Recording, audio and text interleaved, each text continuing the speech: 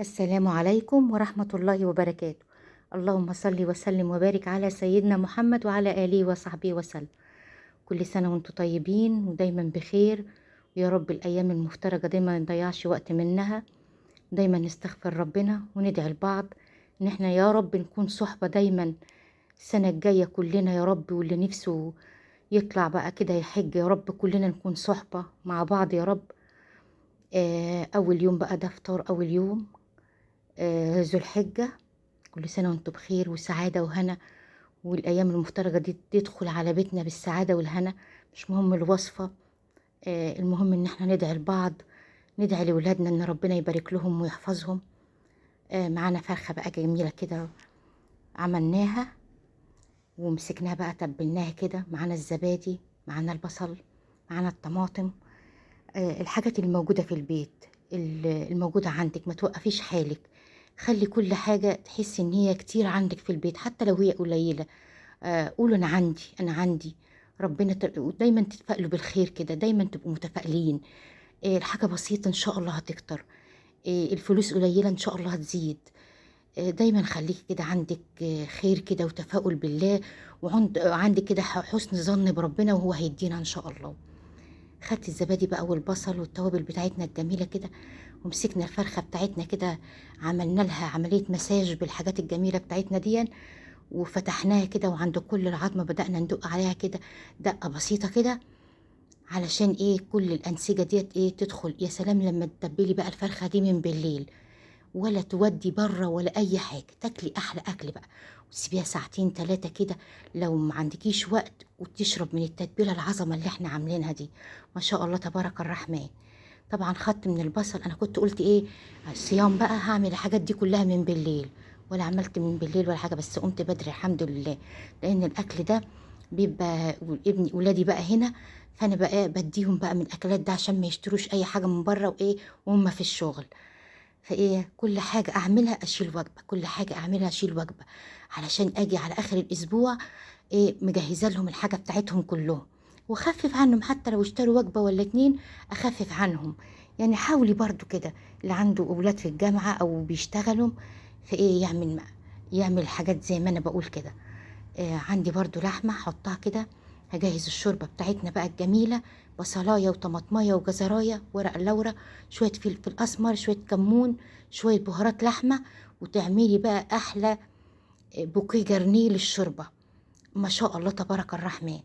حطيت بقى الحاجات بتاعتي الجميلة ديت، تاخدي أحلى شوربة بقى. نزود البسلة، بحب إيه أحط كام قطعة إيه لحمة في قلب البسلة. بحب أضيف، لا لو هعمل ملوخية بيقولوا شوربة الفراخ، لا احنا عندنا هنا ما بنشربش شوربة الفراخ نهائي خالص. بحب أعمل كل حاجة بشوربة اللحمة، ملوخية باللحمة، خضار باللحمة. وأكتر حاجة ولادي بيحبوها إن هم بيحبوا الحاجة يعني برام رز معمر مع برام البسلة. بس هنا بقى عملت لهم نوعين رز بشعرية، وعملت لهم ايه وعملت لهم رز بايه زي البسمتي كده، حبة وحبة زي البسمتي كده بالتوابل كده. ان شاء الله حطيت الفرخة في الفرن، شايفين؟ ولا نشتري من بره ولا اي حاجة. وايه على قد ايدك، نقول ايه على قد الايد كده، ونعمل من بيتنا كده كل حاجة. عملت البرامي البسلة وحطيت فيه لحمة، عملت شوية رز بالشعرية، وخدت بقى ده فطرنا أول يوم. عملت بقى شوية رز أصفر كده بالتوابل كده. ما شاء الله تبارك الرحمن. هنا بقى جه تاني يوم هقف برضو واعمل، لا عملت لهم بقى حواوشي تاني يوم.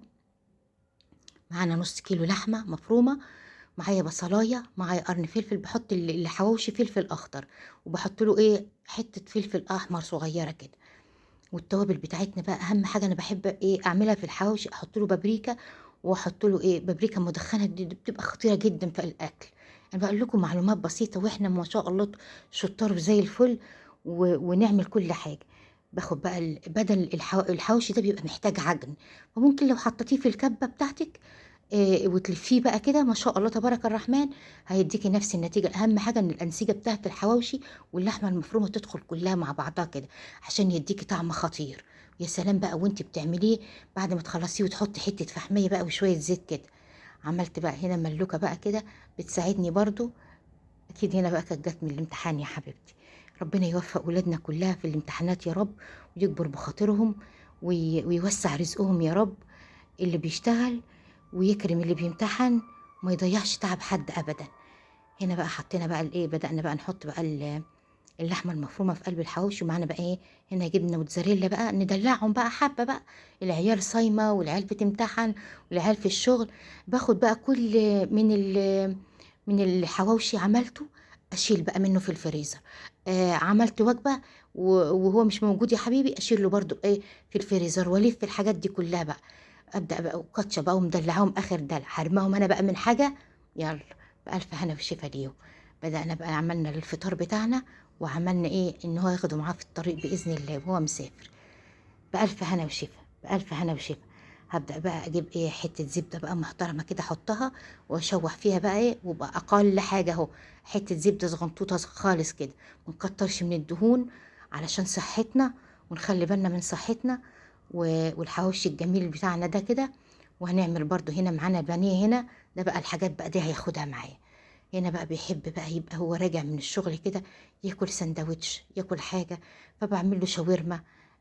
هنا بقى معانا الفلفل الألوان والبصل. شايفين؟ والله تحفة فنية، تتاكل حاف.